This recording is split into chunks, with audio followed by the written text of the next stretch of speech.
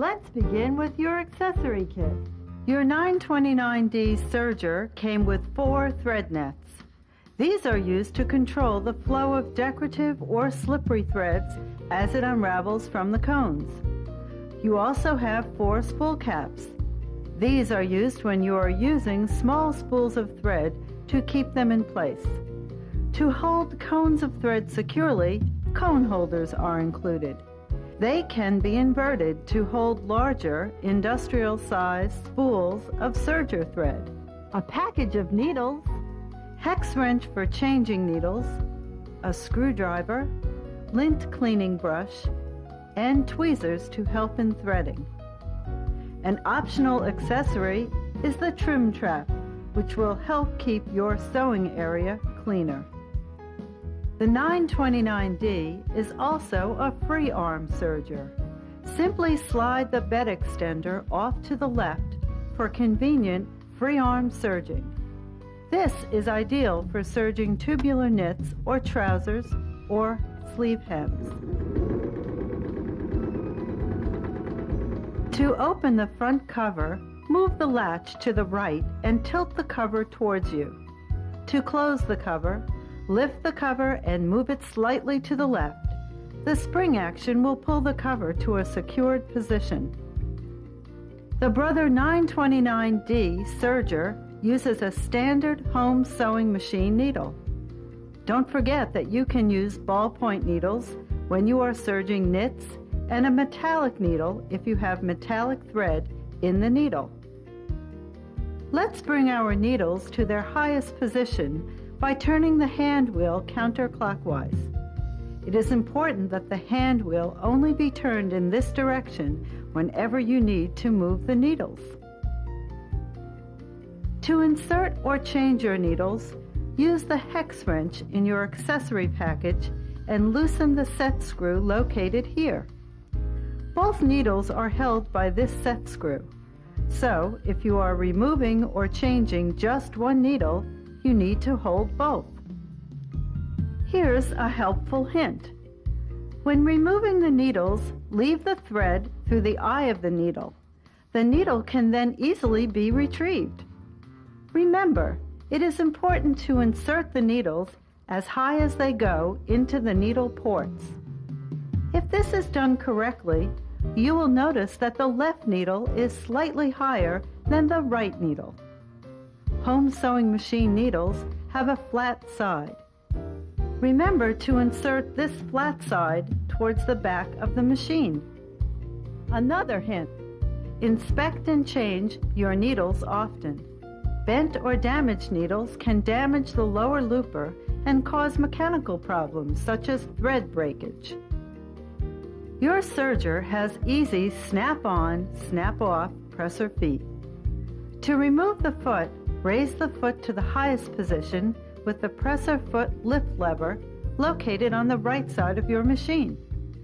To release the foot, press the button on the foot holder. You may need to lift up on the foot spring in order to slide the foot out. The needle plate on the serger is similar to those found on sewing machines, but in the needle opening, the plate has stitch fingers, 2 of which are needle-like in appearance and stationary. The third is wider and can be removed for various stitches. As you serge, your thread actually wraps around these stitch fingers. Now, let's reattach the foot. In order to do this, align your presser foot to the presser foot bar and lower your presser foot lift lever in place. The 2 other components that are part of the stitch formation are the loopers. The upper looper is curved and can be seen as it rises above the needle plate. The lower looper is straight and remains under the needle plate. On the left side of your machine are additional controls. From back to front they are differential feed, stitch length, the knife or cutter disengagement, and stitch width. This dial controls the differential feed adjustment. This adjustment controls the speed and the position of the front feed dog for optimal fabric control. You will learn more about this important feature later in the video. To increase the stitch length, turn the dial to the right. To decrease your stitch length, turn the dial to the left. For most serging, you should set this dial between 2 and 3. The control lever to raise or lower the knife is next. To retract the knife, turn the hand wheel counterclockwise until the knife is in its lowest position. Now push this lever away from you. The knife is locked. To release the lock, bring the lever to the unlocked position and turn the hand wheel to engage the knife. There is also a stitch width adjustment dial. Markings along this dial indicate the width of your stitch. You can vary the width of your stitch by rotating the control lever towards you to increase the stitch width, and away from you to decrease the stitch width. The R setting is for rolled hems. Except for the knife, the remaining control dials can be adjusted while sewing. The 929D can handle very thin or very thick fabrics consistently by adjusting the presser foot pressure adjustment knob. Located on the top left of the machine, the foot pressure can be increased by turning the knob to the right or decreased by turning the knob to the left. Here's a hint.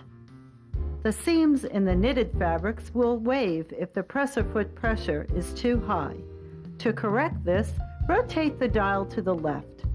The color-coded tension dials at the top front of the machine rotate from 0 to 9, and the default setting is 4 for regular stitching. Just above each of the tension dials, you will find a thread tension release button. There is one for each thread. We will discuss the use of these in the threading section. Here's another hint. If tension dials are set at 0, it is not necessary to use the tension release button.